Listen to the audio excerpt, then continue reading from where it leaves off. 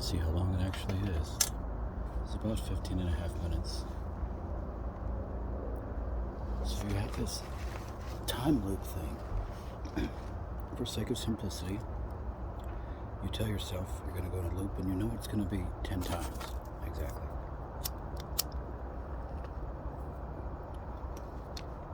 We've got some day in the thousands or whatever, the 90s, whatever, you go back and you're going to do it 10 times. So like when you first get there, it's the first instance, like it's just happening, because you didn't repeat. But you're going to go through it 9 more times. So on the 10th one, it just goes from there. So all those from 1 to 9, they don't ever like repeat. So you could do whatever you wanted. So like, not like just going back in time and having it frozen, but like, you know it's going to happen again. So like you could, you know, it could be 5 minutes, it could be an hour. So you like know how long it is, so you can do weird stuff. So like you could jump off a building and time it to where you would be under the loop before you hit the ground. Or you could run across the street naked. It would never happen, so nobody, you know, unless you're parallel university, I guess, that it happened there. But I'm here now, so it's like you could go through a rock through a window or climb up to some tree that's in a graveyard, you know, and by the time the cops pull you over, you're repeating. So it's like, what would you do? Would you do the funny? Would you say the stupid thing? You know, it just, what if you got to do it twice, you know? And then consider, what if when you went back, it repeated 5 times. And the next time you did it, it was 4 times. So you go back to do something, and it would be a problem, especially if you couldn't go back to the same spot, which makes sense. But you go back, and you know that you're there, so that time could be changed, but you want to see how it plays out the first time. So you do that, so you're on the second, and by the time you get up to 10, you know you got to do it. But what if it wasn't always the same number? Like, you go back and you're goofing around because you don't think it's the final loop and kissing someone or something that you're not supposed to, and it's like, then you go back and you repeat the loop. But if there wasn't one after, that's where you're stuck with that thing that you did. And hopefully you got it right. But if it came before you expected, like if they'd been 6 loops forever, but then you jumped and it was 5, you might mess something up. So like the first time you get there would be the easiest time to do something, because it's going to repeat probably at least once. And you know, you'd get that one erased or whatever. But the first time you get there, you don't want to, because you want to see what happened the first time. I can see doing it in the drive-thru. I swear one time it felt like I did that in the drive-thru. I went through, couldn't get the french fries. Went around, got the french fries. And I think I forgot ketchup. I think I actually went around.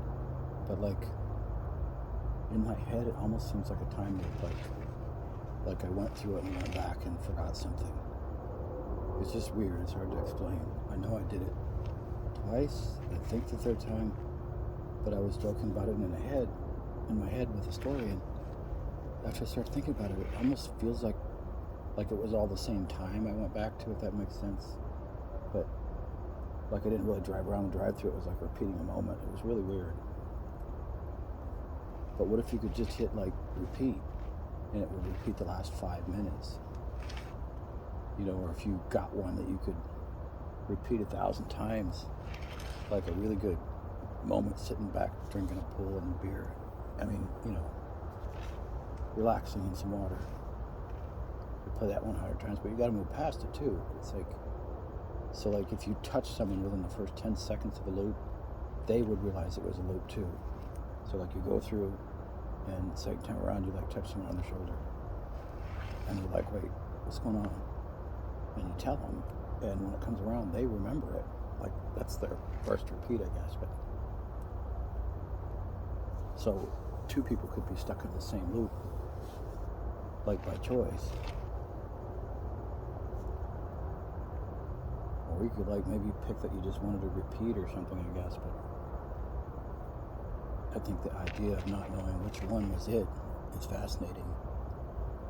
You take the fun road, you take the slow road. So many people you meet, and it's just an instant sometimes. There's people I've talked to for 20 minutes in the last 10 years. And I remember talking to them.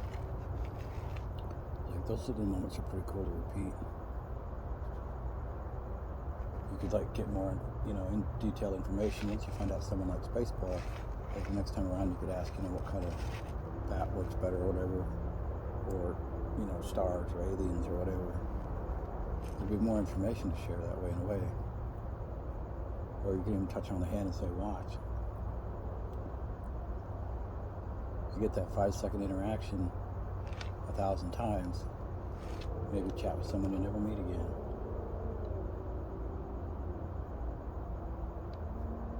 I'd probably go back in time and get the sauce I forgot.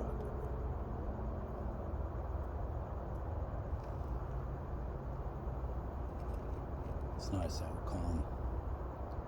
Trees are wiggling a little. This one tree looks like it has a dragon in it. Its mouth opens and closes. You gotta take a moment to just enjoy it in. And then when you're sitting still, like move sideways. Like move your head to the left, like 6 inches, kind of slowly. So like you look at something like a chair or telescope or bike, and you just kind of look at it, but you move your head sideways. It gives you a better perception of depth. There's a lot of ways your eyes perceive depth, but by getting multiple images, you get it better. You can do it like with the trees and see how deep the branches are when you can't see them well. It's pretty cool. You just sit and kind of strafe, they call it in the video game, planes. Like move to the side. It doesn't have to be perfect. If you keep aimed at the one thing, it works even if you don't. Or stand up and take one step to the left. Or to the right. Left will be right because right works just as well. Pun intended.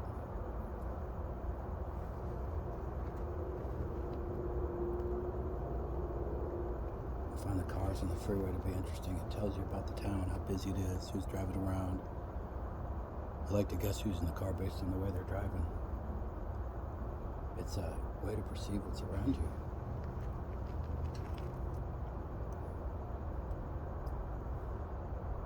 There's so much to see. I have more fun looking at trees than I do a lot of stuff. There's so much depth to them, but when you're sitting still, you can't quite see it. You go to the park, you walk around a tree, be about 100 feet away, maybe 50, and just kind of look at it like at the center of the tree, but you walk around and you can see the whole tree for the thing it is. Like when someone turns around, you can see their arms and stuff. You just walk around one. It doesn't matter if you're going up or down a hill a little bit. It works better a little ways away, 100 feet, I'd say probably 200. But you just kind of walk around. You don't need to go all the way. At least go like 10 feet if you're at 100 feet, And just, it gives you another way to look at it. Another thing to see is how things move around. Like if you shake your tree really fast, the little branches in the end will move. If you shake it slower, the big branches will move. Do about 1 or 2 times a second. You can shake the way outer branches on a 60-foot tree, but you got to keep it up and you can't see anything going. But I guess I'm getting at is if you watch stuff, like over time you see things like watching the moon move,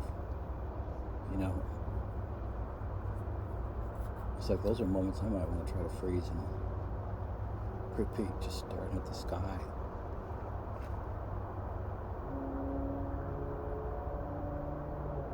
And all the little branches you can watch them, just kind of look at it as a whole picture. And you can tell your brain to look for things that are moving. You've done it. Dog runs around looking for something moving in the apartment. But you look for movement and stay still and you can see the branches swinging. Depends on how long they are. They swing slower if they're longer. Little puffs of wind will make them go. Especially if it keeps puffing at the right time.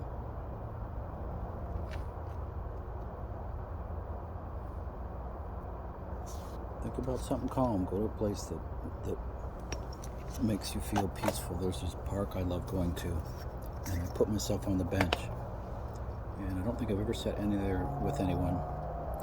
And I just watch the waves and ignore the people around. Take some pictures, like 3D, and it's just calm. Certain places have more calm people. So I put myself on that bench when I'm not there sometimes and just imagine I'm just watching the waves and the scary ducks.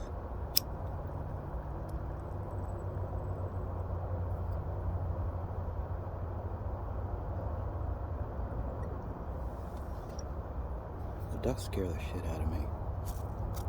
I don't know you, I shouldn't be telling you that, but I got chased by a duck when I was a kid, and I don't know, I always feel like they're watching me. So like I feel safer when they're in the water, and then I'll give them bread like my parents showed me. But once they start getting out of the water, they start scaring the hell out of me, because it'd take them longer to get out of the water than chase me. But like if they're out of the water, they already transitioned so they could chase me faster. But I don't know if they're gonna hurt me, but they really bite like a son of a gun. But there's not a lot of stuff that scares me, but those birds freak me out. Like, I don't know, maybe that's where vampires hide. But just think about that. If you could freeze something, which moment would you freeze last week? Or you could stop and take a picture of something you missed. That's me. Man, I had so much fun making out that day. So I take a picture of the tree. Oh my goodness, I remember a tree. They were trimming that thing. I better not. Anyway, it's funny that kissing made me think of a tree. You ask your brain, where have you looked at a tree when you're making out? And there's like answers for stuff like that sometimes. I think it's a funny way to sideways search your brain, I call it. So you ask yourself, what chairs have you sat in? What cars have you been in? How big of a TV have you seen? What movie theaters have you been in? Little sideways searches. It's not an emotional track necessarily, but it'll find other stuff.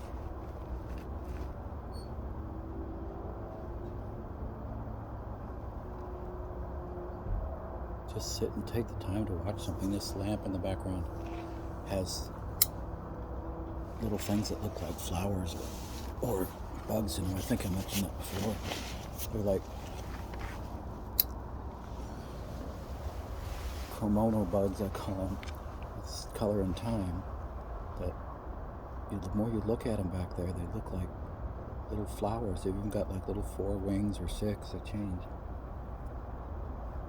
So I think of like little fairies. You know, little cutesies with wings. Nothing wrong with it. Chick with wings.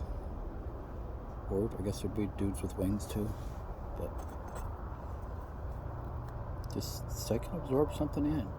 You could sit and watch a candle. Look over a candle for a minute and it's beautiful. But if you just sit and watch, the flame dance, the color, when the flame moves, the bottom of the candle lights up more than the top. Where the wax is wet, on the side of the candle you can see it going through each layer. But when you look at something, give it a moment to do its dance. The flowers have this thing they do with their petals. The light in the jar has this thing it does. There, you can see the lamp now. You give it the time to see the changes.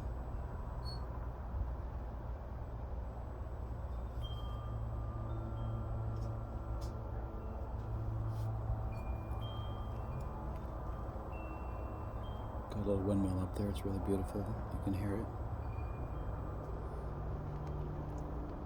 Think on something peaceful. I got this little spot, number 37 at a lake. Burnt Corral in Arizona. Beautiful spot. Calm crowd.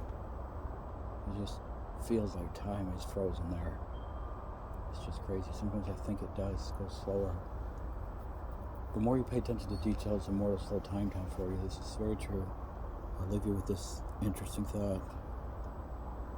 The more you pay attention to like little details, like the dartboard, where the dartboard's at, the door, your brain's taking more information. So think of it like a time-lapse movie or a slow motion movie. Slow motion means they took extra frames and played them back at the normal rate. So if you get extra information, it stretches it out. So when you think about something, it's all the more beautiful in your memory that way. So like, while you're at the lake, you seriously think, you just look around, like there's bushes there, there's no flagpole, there's a boat dock there, there's a boat over there with a guy in it that actually wasn't there, but it was in daytime. There's the bathrooms, you can smell them, you know you're there. There's the few things on the table, probably a camera. And later it adds to it. You get more detail to play back. Toodles.